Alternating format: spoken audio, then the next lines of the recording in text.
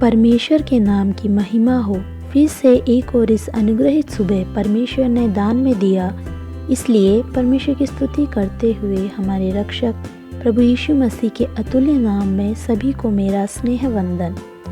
फिलिपियों 4 का 15वें वाक्य में इस तरह लिखा है, हे फिलिपियों, तुम तो जानते हो सुसमाचार के प्रचार के उन आरंभिक दिनों में जब मैंने मकीदुनिया छोड़ा था, तो लेने देने के विषय में केवल मात्र तुम्हारी कलीसिया को छोड़कर किसी और कलीसिया ने मेरा हाथ भी नहीं बटाया था।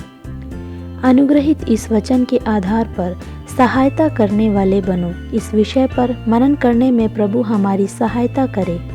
प्रेरित पौलुस की सेवकाई के संबंध में आर्थिक सहायता करने की इस सभा की इच्छा इस बड़े वाक्य में इसी अध्याय के 10वें और 16वें वाक्य में निरंतर प्रेरित ने बताया है।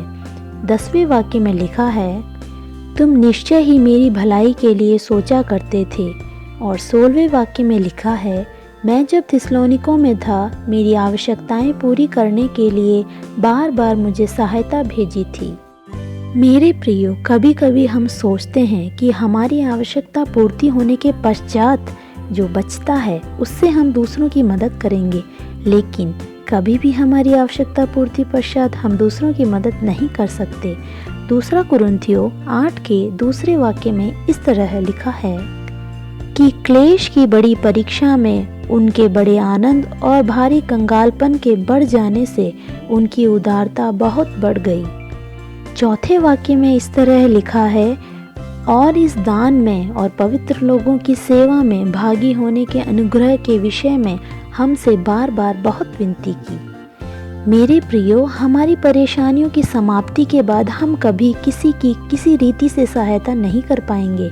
इस कोरोना काल में प्रभु की सेवकाई में मैंने वृद्धि पाई, जिसके 2 प्रेरणा के स्रोत थे, जिसमें से पहला स्रोत एक पुरुष था जो खुद कर्ज और तंगी में जीवन व्यतीत कर रहा था, दूसरों से कर्ज लेकर अपना जीवन चला रहा था। फिर भी सुसमाचार के कार्यों के लिए उन्होंने अपने हाथ बढ़ाए। दूसरा एक व्यक्ति अपने व्यवसाय को चलाने के लिए 1 करोड़ का लोन उन्होंने लिया और प्रभु के नाम के लिए उस राशि में से कुछ राशि अलग की। ये सब देखने और अनुभव करने में प्रभु ने कृपा की। मेरे प्रियो, मकीदुनिया की वो भारी कंगालपन की अवस्था में भी बड़ी उदारता का कारण था यीशु मसीह में उनकी खुशी। अगर प्रभु ने हमें कुछ दिया है तो हम उनमें से किसी भी चीज के मालिक नहीं हैं। मालिक परमेश्वर है, हम तो सिर्फ मैनेजर्स हैं। हमारे मालिक परमेश्वर ने हमारे जीवन में स्वास्थ्य, समय, अच्छे वाक्य, प्रोत्साहन, धन, ये सब ठीक रीति से करके दूसरों की सहायता करके एक अच्छे मैनेजर की तरह जीवन व्यतीत करने वाले बने, दूसरों के जीवन में आत्मिक बढ़ोतरी के कारण बने, हमारे मालिक परमेश्वर को प्रसन्न करने वाले बने। हम और हमारे पास जो भी है वो हमारा नहीं है, ये समझ हमें दूसरों की सहायता करने में प्रेरित करती है।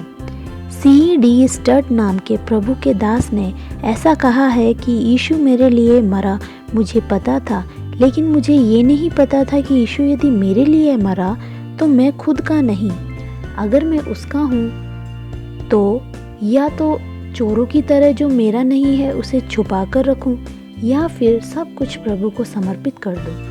यीशु मसीह मेरे लिए मरा। जब ये मुझे समझ आया तो सब कुछ प्रभु को समर्पित करने में कोई परेशानी मुझे नहीं हुई, ऐसा प्रभु का भक्त कहता है।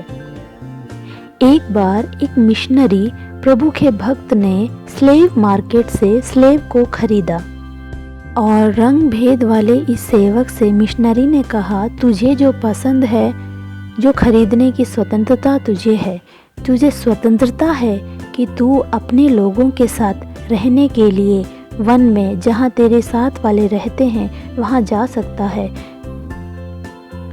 या फिर मेरे घर में मेरे घर के सदस्य की तरह मेरे पास रह सकता है। उसके जवाब में इस सेवक ने इस तरह कहा कि हे मेरे प्रिय स्वामी, हे मेरे मालिक, मैं हमेशा के लिए आपका सेवक हूँ और बना रहूँगा। हे मेरे प्रियो, जिस तरह इस बालक सेवक ने कहा, उन्हीं शब्दों को हम परमेश्वर के सम्मुख कहने पाएं, हे मेरे परमेश्वर यीशु मसीह, मैं सर्वदा आपका सेवक बनकर रहूँगा। मेरा जो कुछ भी है मैं आपके लिए समर्पित करता हूँ। आपने मेरे लिए लहू बहाकर मृत्यु को ग्रहण किया, इसलिए मैं आपके लिए जीऊँगा।